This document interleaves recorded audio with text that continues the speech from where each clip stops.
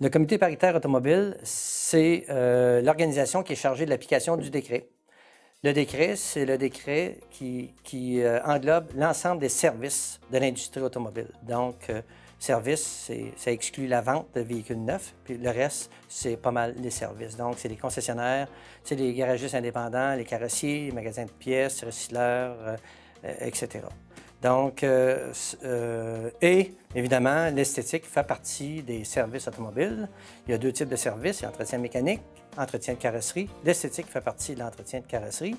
Et il y a beaucoup de mouvements dans ce métier-là. C'est en émergence, évidemment. L'intérêt est là. Et pour en savoir plus, eh bien, je me suis rendu moi-même au Centre d'esthétique du Québec, chez François Bonneville. J'ai passé une fin de semaine, j'ai suivi un cours intensif et j'ai été très surpris. Je m'attendais à ce qu'il y ait des choses qui étaient spéciales parce que j'ai vu les résultats du travail, donc c'est des choses, ça n'arrive pas tout seul, ça prend des gens qui connaissent leur affaire.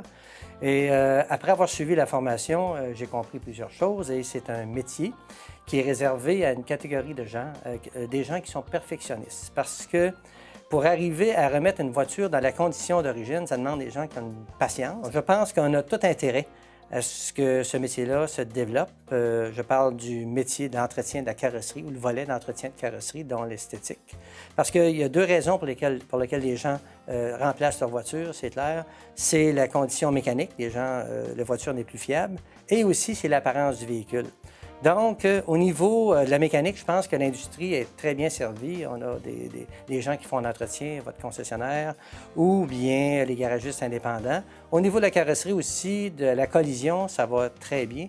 Mais je pense qu'il y a une lacune au niveau de l'entretien de carrosserie et, naturellement, des entreprises comme le Centre de formation en esthétique du Québec vient remplir une lacune qui est importante au niveau de l'entretien.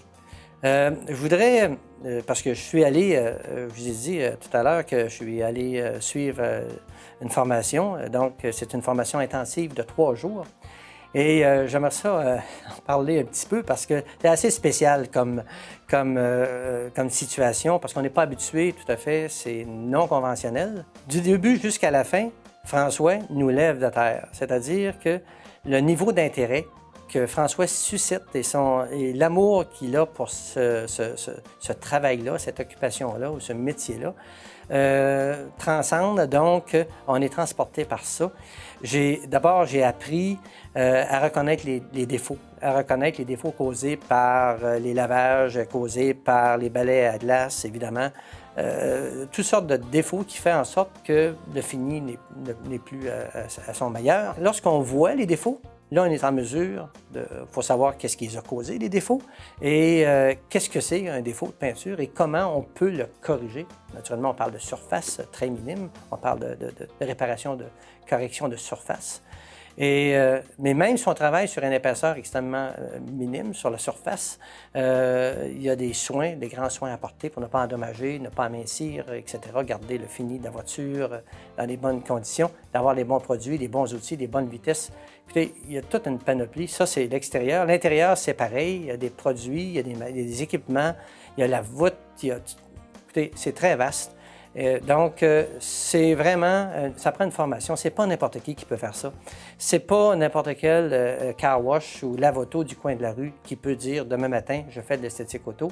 C'est vraiment réservé à des professionnels et j'aimerais que des professionnels s'impliquent le plus rapidement possible pour que, justement, que la population, les gens, les utilisateurs, les automobilistes ne soient pas déçus de ce service-là. Donc, c'est très important.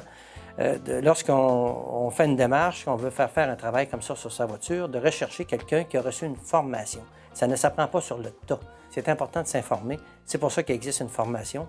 Et je pense que François, c'est le pionnier au Québec de cette discipline-là, si on veut.